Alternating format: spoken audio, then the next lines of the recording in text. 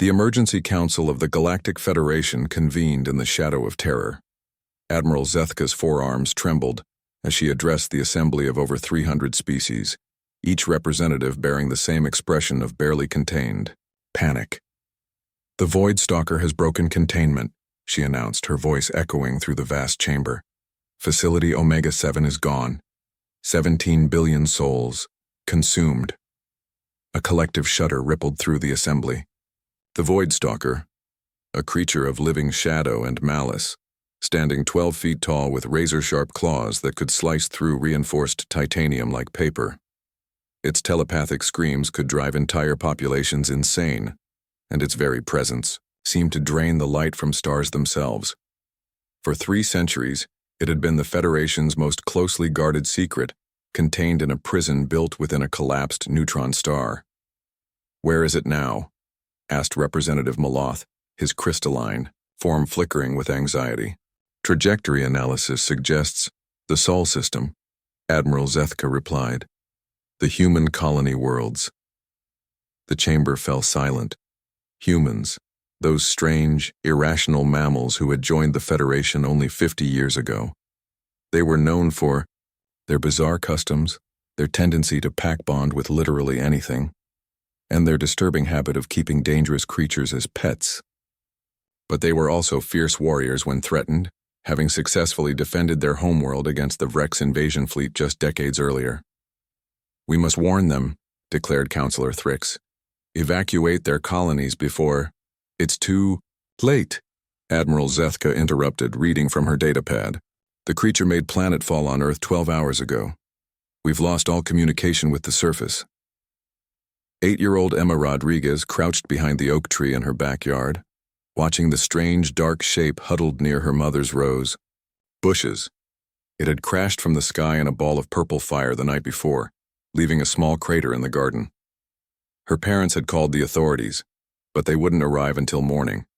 The creature was magnificent, all sleek shadows and purple-black fur that seemed to absorb light. It was injured, she could tell. Dark ichor seeped from gashes along its side, and it kept making soft, pained sounds that reminded her of when her cat Whiskers had been hit by a car. "Hey there, big guy," Emma whispered, slowly approaching with a bowl of leftover chicken and a first aid kit she'd swiped from the bathroom. "I'm not going to hurt you." The Void Stalker's massive head snapped up, its 6 red eyes focusing on the small human child. Its telepathic scream began to build, a weapon that had shattered the minds of generals and politicians. But as the psychic wave touched Emma's mind, something unexpected happened. "Oh, you poor thing. You're scared and hurt and lost, aren't you?" The creature's mental assault faltered. Instead of the usual terror and madness it induced, it encountered something entirely foreign: compassion.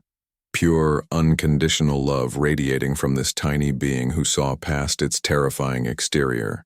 To the pain beneath, Emma sat cross-legged in front of the creature, completely unafraid. "I'm going to call you Shadow," she announced, setting down the bowl of food, "because you're all dark and mysterious, but I bet you're really nice once someone takes care of you." The Void Stalker, Shadow, stared at this strange little human. In all its millennia of existence across dozens of worlds and countless civilizations, nothing had ever looked at it with anything but fear and hatred. But this child radiated warmth, acceptance, even affection. Emma began carefully cleaning Shadow's wounds with antiseptic wipes, humming softly. The creature's massive claws could have eviscerated her in an instant, but instead, it remained perfectly still, trembling slightly at the gentle touch. "There we go," Emma said, applying bandages to the deeper cuts. "My mom's going to be surprised when she sees you, but don't worry. She let me keep Whiskers even though he was a stray. She'll let me keep you too."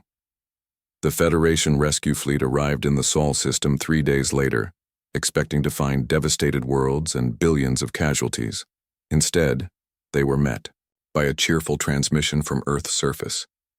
"Oh, hello there," came the voice of Emma's mother, Dr. Maria Rodriguez, a xenobiologist. "Are you here about our visitor?" "Yes, he's doing much better now. Emma's been taking wonderful care of him." Admiral Zethka's legs nearly gave out. "Ma'am, The creature that landed on your world is the most dangerous entity known to the galaxy. It's killed billions. Shadow? Dr. Rodriguez laughed. Oh, I think there's been some misunderstanding. He's been an absolute angel. Emma taught him to fetch yesterday and he's already housebroken. Would you like to speak with him? Before the Admiral could respond, the view screen shifted to show Emma's backyard. The 8-year-old girl sat on a picnic blanket with the Void, Stalker, Shadow, curled up beside her like an enormous otherworldly dog. The creature's 6 eyes were closed in apparent contentment as Emma scratched behind what might have been ears. See? Emma said brightly to the camera. He's the best pet ever. He scared away the neighbor's mean dog and he helps me with my nightmares by purring. Want to hear? A sound emerged from Shadow that no Federation scientist had ever recorded. A yaoi, deep, resonant rumbling that was oddly soothing. The creature opened one eye and gazed directly into the camera with what could only be described as serene happiness. I don't understand, whispered Admiral Zethka. The psychic emissions alone should have... Oh, that, Emma said matter-of-factly. Shadow was just trying to tell everyone he was scared and lonely. Most people don't listen very well, but I do. Daddy says I have a gift for understanding animals. The Federation Council convened again 3 months later, but this time the mood was decidedly different. Shadow had become something of a celebrity, with Emma regularly posting videos of their adventures together.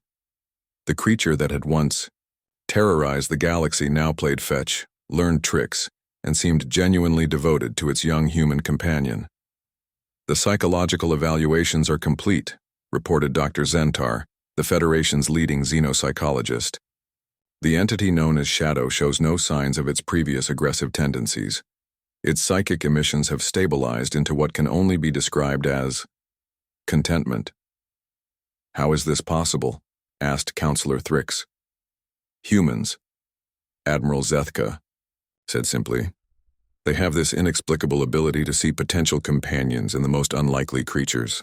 Their history is full of examples. They've domesticated everything from wolves to great reptiles. They form emotional bonds with species that should, by all logic, be incompatible with them. On the main view screen, the latest video from Earth played, Emma teaching Shadow to play dead, the massive creature dramatically flopping over and playing along with obvious delight while the little girl giggled. The beast that once terrified entire star systems, Admiral Zethka observed, has found something it never knew it needed. A family. Representative Maloth flickered thoughtfully. Perhaps we've underestimated these humans. Their capacity for compassion might be their greatest weapon. As if to punctuate his point, the video shifted to show Shadow curled protectively around Emma as she napped in the afternoon sun, one massive claw gently stroking her hair while she slept peacefully against his side. The galaxy's most feared predator had found his purpose, being the best friend a little girl could ever ask for. And somehow that made perfect sense in a universe where humans existed.